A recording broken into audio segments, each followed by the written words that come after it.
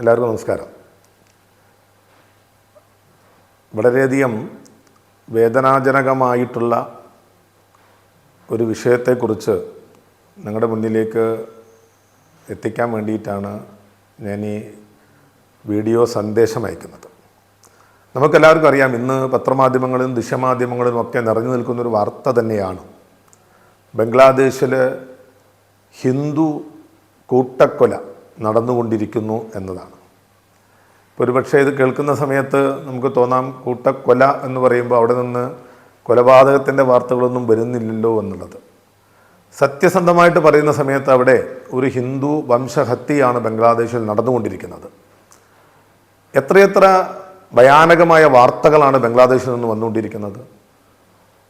കഴിഞ്ഞ ഏതാനും വർഷങ്ങളായി മുമ്പെങ്ങും ഇല്ലാത്ത തരത്തിൽ ഇപ്പോഴത്തെ താൽക്കാലിക ഗവൺമെൻറ് വരുന്നതിന് മുൻപുണ്ടായ സംഭവ വികാസങ്ങളും ഇപ്പോഴത്തെ ഗവൺമെൻറ് ഭരണം പിടിക്കുന്നതിനോടനുബന്ധിച്ച് നടത്തിയിട്ടുള്ള അതിക്രമങ്ങളും നമുക്കെല്ലാവർക്കും അറിയാം. ബംഗ്ലാദേശിൽ പരസ്യമായിക്കൊണ്ട് തന്നെ ഹിന്ദു യുവതികളെ പിടിച്ചു കൊണ്ടുപോകുന്നു, കൂട്ടബലാത്സംഗം ചെയ്യുന്നു, അവരെ മാനം കെടുത്തുന്നു, ജീവൻ എടുക്കുന്നു, സ്വത്തുക്കൾ അപഹരിക്കുന്നു, വീടാന്തരം കയറി ആക്രമിച്ച് സ്വത്തുക്കൾ നശിപ്പിക്കുന്നു, ക്ഷേത്രങ്ങൾ നശിപ്പിക്കപ്പെടുന്നു. എത്രയെത്ര ക്ഷേത്രങ്ങളാണ് അവിടെ നശിപ്പിക്കപ്പെട്ടിട്ടുള്ളത്.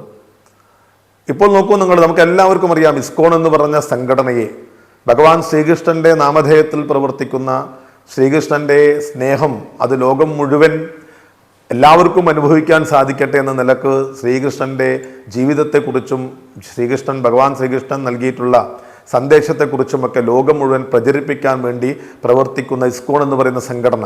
ആർക്കാണ് ഇസ്കോൺ അറിയാത്തത്? ഒരു അന്താരാഷ്ട്ര സംഘടനയാണത്. ഇത്രയും ഭക്തിയുടെ മാർഗത്തിൽ, ശാന്തിയുടെ മാർഗത്തിൽ പ്രവർത്തിക്കുന്ന ആ സംഘടനയെ പോലും ബംഗ്ലാദേശിൽ നിരോധിക്കണമെന്ന ആവശ്യം ഉയരുകയാണ്. ഇസ്ലാമിൻ്റെ അസഹിഷ്ണുതയുടെ മുഖമാണ് നമുക്കിവിടെ കാണാൻ വേണ്ടി സാധിക്കുന്നത്. ഇസ്ലാം ചിന്താഗതിയുമായിട്ടുള്ള ആളുകൾക്ക് ഭരണം ലഭിച്ചു കഴിഞ്ഞാൽ എന്താണ് സംഭവിക്കുക എന്നതിൻ്റെ ഉത്തമ ഉദാഹരണമാണ് ബംഗ്ലാദേശ് എന്നുള്ളത്.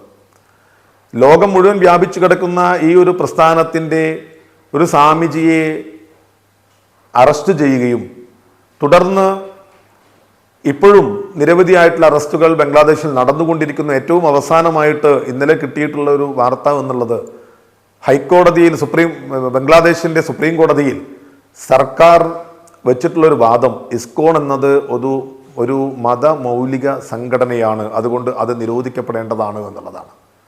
എനിക്ക് വളരെ അത്ഭുതം തോന്നുന്നത്, അങ്ങ് ഉത്തർപ്രദേശിൽ എവിടെയെങ്കിലും ഏതെങ്കിലും ഒരു ന്യൂനപക്ഷക്കാരന് എതിരായിട്ടോ അഥവാ ഏതെങ്കിലും ഒരു ഹിന്ദു യുവാവ് കാല് വഴുതി വീണ് ഏതെങ്കിലും ഒരു ന്യൂനപക്ഷക്കാരൻ്റെ, ഒരു മുസ്ലിമിൻ്റെ ദേഹത്തേക്ക് വീണാൽ പോലും ഇവിടെ പ്രതിഷേധ പ്രകടനങ്ങളും ഇവിടെ ഹാഷ്ടാഗുകളും ഇവിടെ മെഴുകുതിരി കത്തിക്കലും ഇവിടെ അക്രമങ്ങളും ഹർത്താലുകളും ഒക്കെ നടത്തിക്കൊണ്ടിരിക്കുന്ന കേരളത്തിൽ ഇത്രയും വലിയ വംശഹത്യ ഹിന്ദു സമൂഹം നേരിടുന്ന സമയത്ത് അതിനെതിരായിട്ടൊരു ശബ്ദം പോലും ഉയർത്തുവാൻ വേണ്ടിയിട്ട് ഇവിടുത്തെ ബുദ്ധിജീവികളോ ഇവിടുത്തെ രാഷ്ട്രീയ പ്രവർത്തകരോ സന്നദ്ധ സംഘടനകളോ ഗവൺമെൻറ്റോ ആരും തന്നെ തയ്യാറാവുന്നില്ല. ഇത് ഇവിടുത്തെ ഹിന്ദു സമൂഹം മനസ്സിലാക്കേണ്ടതാണ്.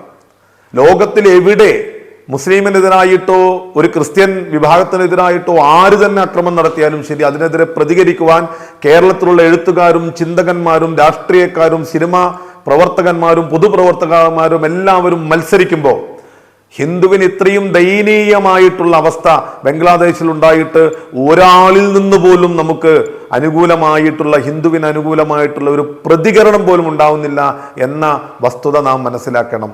ഇവിടെ നമുക്ക് ഇന്ത്യ ഗവൺമെന്റിനോട്, ഭാരത ഗവൺമെന്റിനോട്, സർക്കാരിനോട് ആവശ്യപ്പെടാനുള്ളത് ഈ വിഷയത്തിൽ വളരെ അടിയന്തിരമായിട്ട് ഇടപെടണമെന്നുള്ളതാണ്.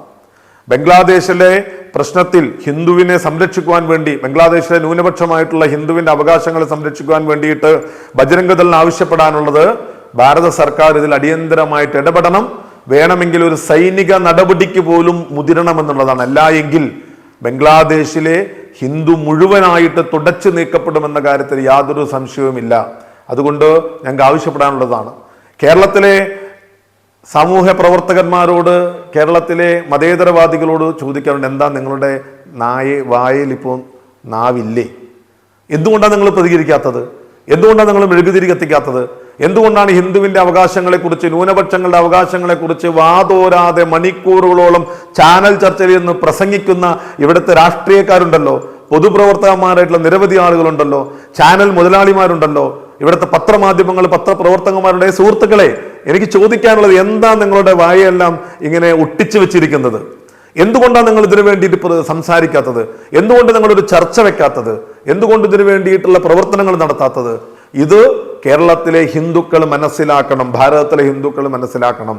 ഹിന്ദുവിനെതിരായിട്ടാണ് ഇവിടുത്തെ രാഷ്ട്രീയ സാമൂഹിക പ്രവർത്തകന്മാരും കലാരംഗത്തെ പ്രമുഖന്മാരും ഇവിടുത്തെ പത്രമാധ്യമങ്ങളും എല്ലാം തന്നെ ഹിന്ദുവിൻ്റെ പ്രശ്നങ്ങൾക്ക് വേണ്ടിയിട്ട് പ്രവർത്തിക്കാൻ വേണ്ടി തയ്യാറാവുകയില്ല എന്ന സത്യം കൂടി നാം മനസ്സിലാക്കണം. അതുകൊണ്ട് ബംഗ്ലാദേശിലെ ഹിന്ദു ജനങ്ങളെ, ന്യൂനപക്ഷങ്ങളെ സംരക്ഷിക്കുന്നതിന് വേണ്ടിയിട്ടുള്ള പ്രവർത്തനവുമായിട്ട് ബംഗ്ലാദേശി വിശ്വ ഹിന്ദു പരിഷത്ത് മുന്നോട്ട് പോകുന്നുണ്ട്.